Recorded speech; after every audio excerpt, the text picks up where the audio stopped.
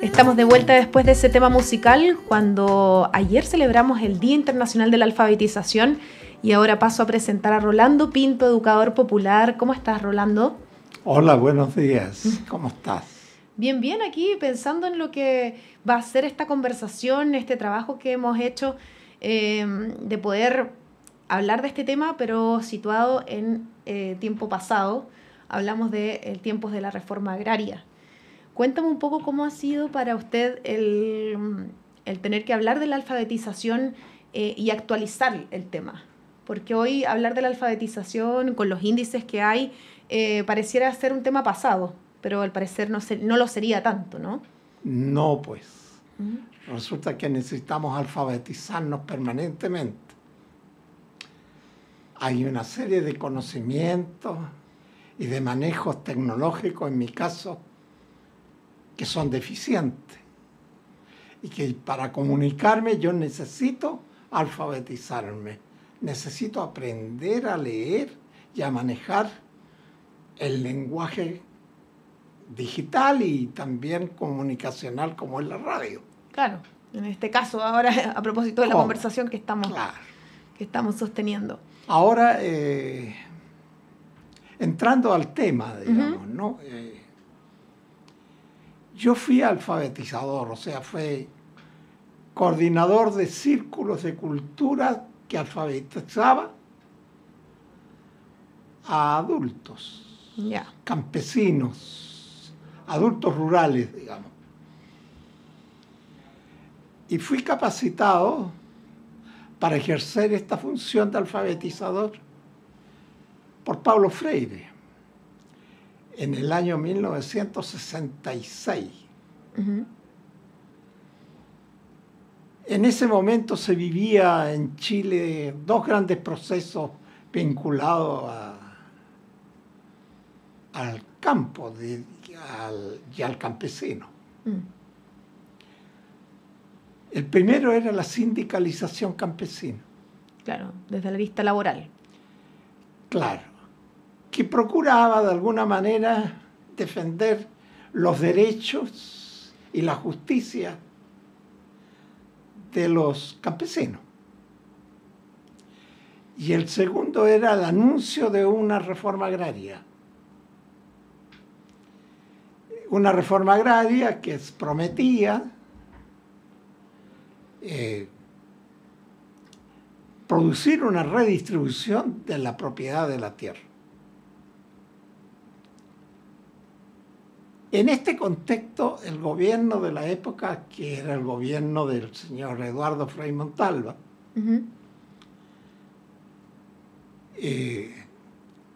necesitaban que los campesinos que iban a ser beneficiarios del proceso de reforma agraria supieran leer y escribir. Primero, para entender la ley. Y en segundo lugar, para tener la facilidad de comunicar lo que ellos reflexionaban sobre el proceso que se vivía. Claro. Entonces, en el año 1966, el Ministerio de Educación, en su dirección extraordinaria de educación de adultos, firmó un convenio para hacer una campaña de alfabetización destinada a campesinos. Y el convenio lo firmó con la Federación de Estudiantes de Chile, la FECH. La FECH. Importante para nosotros. Por supuesto. Entonces, yo me inscribí en estos cursos de formación de coordinadores. ¿Siendo estudiante? Yo era estudiante de filosofía. Ya. Justamente ese año iniciaba yo mi estudio de sociología en la Chile, porque no se había abierto, porque mi interés primario era estudiar sociología. pero no se había abierto, no sé, porque no hubo gente que se inscribiera en la carrera. Ya. Siempre fuimos 2 o 3. Claro, no se alcanzaba un número sustantivo Claro, para no crear era una carrera. sustentable para la universidad. Bueno, entonces me inscribí en esto. Y ahí... Que igual lo acercaba de alguna forma a la disciplina. El hacer este ejercicio de alfabetización tenía un sin duda, acercamiento. claro. Bueno, y me fui dando cuenta de la importancia que tenía la filosofía. Sí, también. Porque el profesor brasilero que nos empezó a enseñar el método psicosocial, ¿en qué consistía ese método psicosocial? En colocar al campesino en situación de poder leer su realidad. Y entender que la alfabetización iba a ser un método que le permitiera no solamente entender su realidad, sino que transformar esa realidad. Ya. Ser un protagonista. Herramienta de transformación. Evidentemente. Que fuera un actor fundamental Claro. dentro del proceso de sindicalización y naturalmente dentro del proceso de reforma agraria. Entonces ellos habían inventado un método que lo aplicó en Brasil el Paulo Freire, pero que lo adaptaron en Chile con vocablos claves en la vida campesina. Ya. Y entonces... Por decir algunos ejemplos que recuerdo. Por ejemplo, grandes temas que estaban en esto.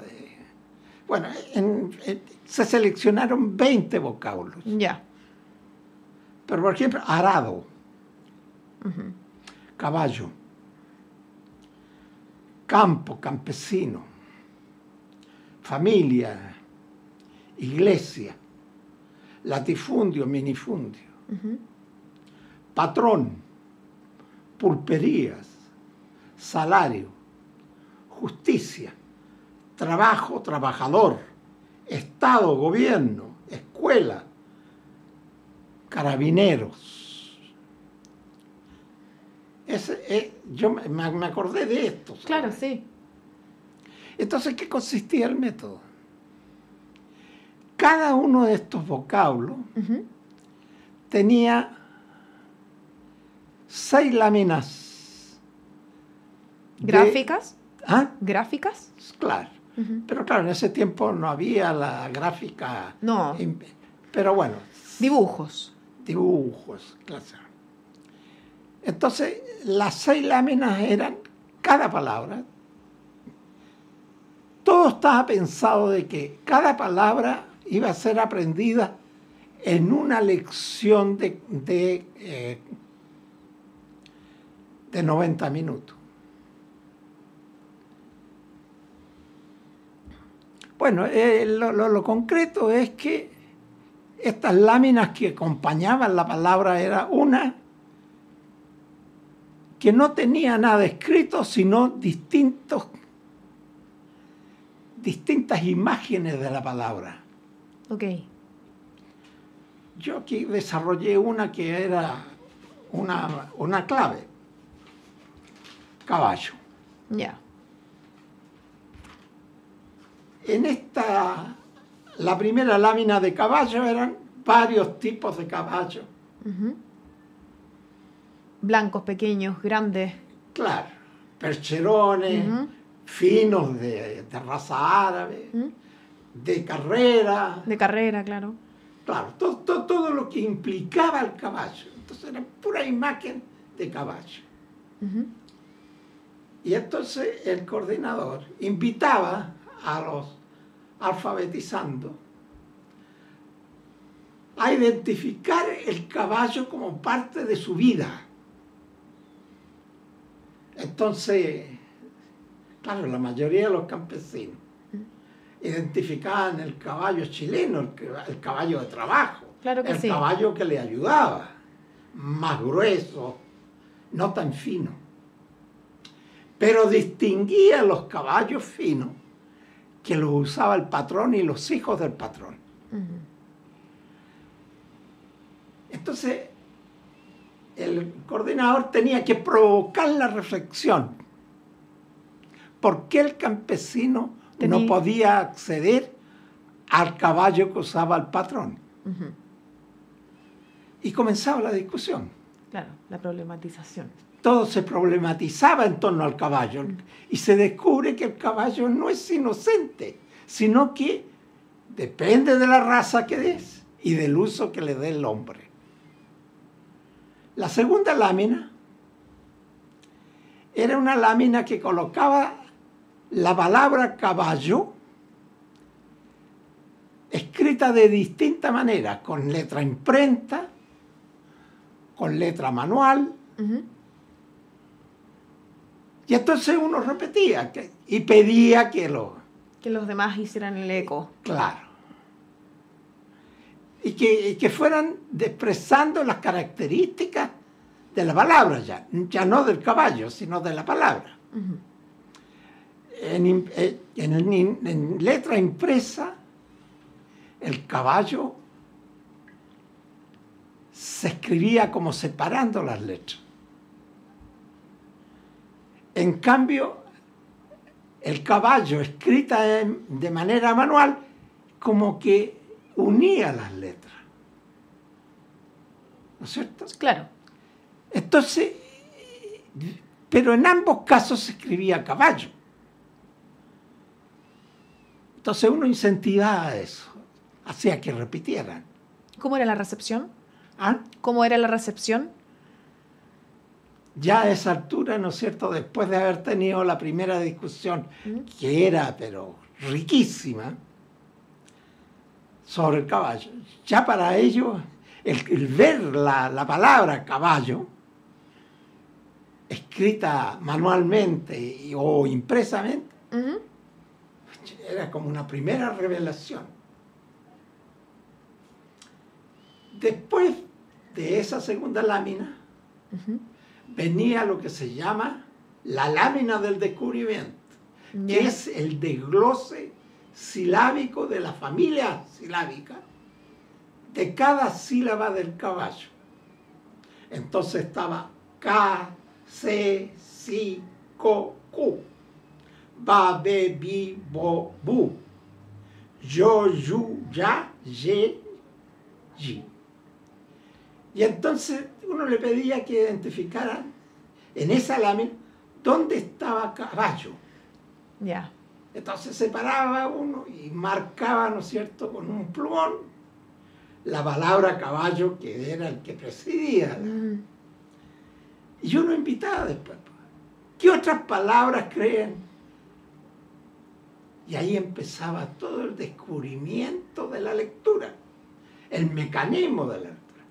Y de repente decían cebolla.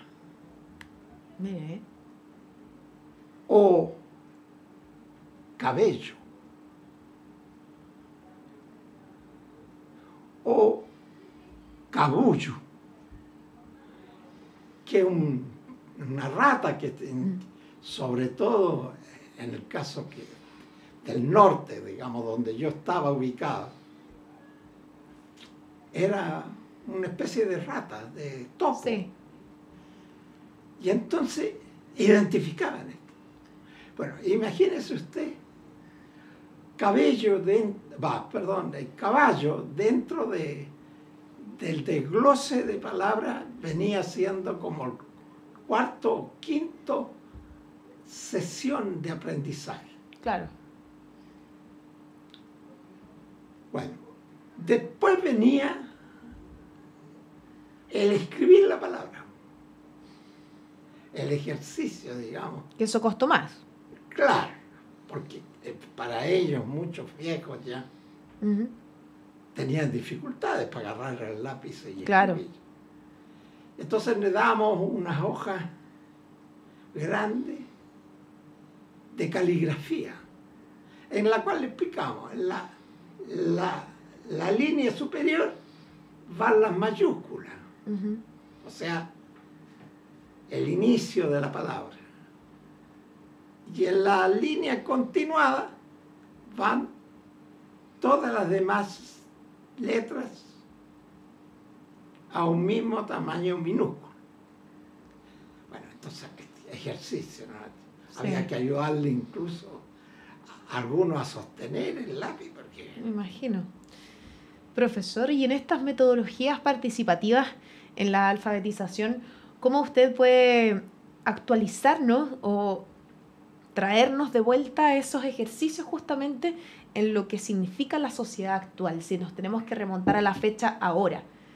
Claro, lo primero que habría que decir, que si este ejercicio psicosocial se hiciera en los niños, en la escuela, digamos, la escuela básica, los niños aprenderían no del silabario que se le entrega, sino de su práctica de leer la realidad.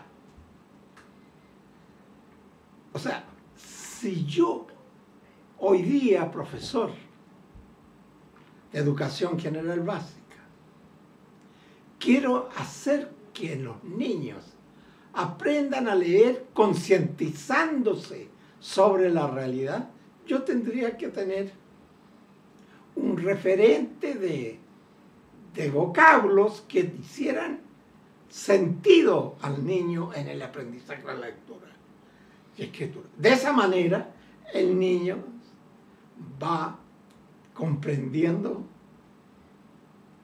y va creando. Transformando. Como herramienta de transformación, como lo fue en ese entonces. Claro. Eso es una aplicación práctica. Yo, de hecho, tengo muchos estudiantes que están haciendo sus tesis de doctorado, que están en este tema de la escritura actual, la alfabetización actual. Sobre todo que Chile ha cambiado, ¿no es cierto? Tiene muchos estudiantes inmigrantes. Claro, la globalización y también. Están también, digamos, rescatando los territorios en los cuales habitan los niños. Entonces, es interesante como proceso. Infelizmente, como lo fue en aquella época, esto se tiende a mecanizar y no a reflexionar. Y esa es la invitación que nos trae usted hoy a la mesa.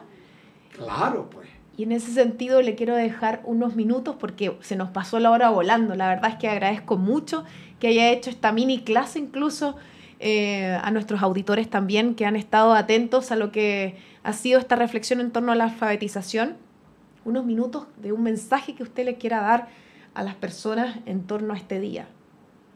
Bueno, yo creo que el gran mérito de la alfabetización,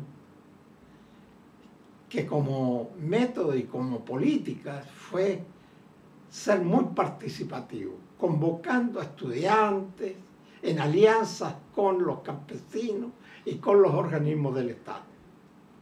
Y esa es una enseñanza enorme que no deberíamos haberla abandonado. Desgraciadamente la dictadura quebró todas esas redes.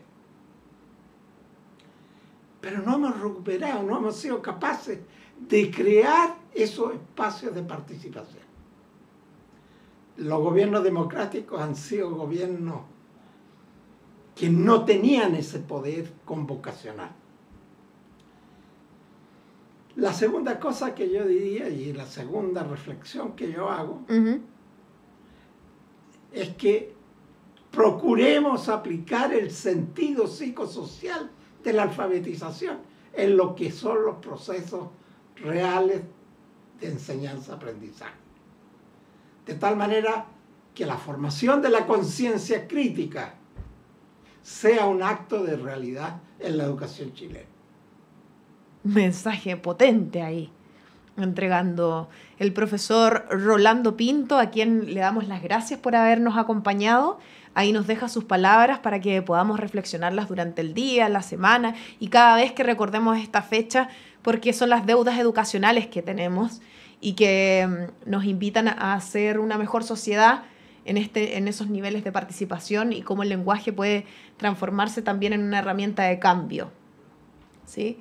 Bien, voy a recordar también, el profesor Rolando no está aquí porque solo la radio lo haya invitado, sino también es una colaboración con la Cátedra de Agricultura Campesina y Alimentación de la Universidad de Chile, así que le agradecemos también a la cátedra por promover esta reflexión también interdisciplinaria e interseccional que nos trae hoy al profesor a hacernos esta mini clase que nos ha servido para poder reflexionar al respecto. Los voy a dejar ahora a ustedes invitados a seguir en nuestra sintonía de la 102.5 FM, a seguirnos en nuestro diario electrónico radio.uchile.cl y también no se pierda la segunda edición de Radio Análisis que viene ahora a las 1 de la tarde. Hasta aquí nuestro semáforo, mañana los seguimos acompañando, que tengas buen día, chao, chao.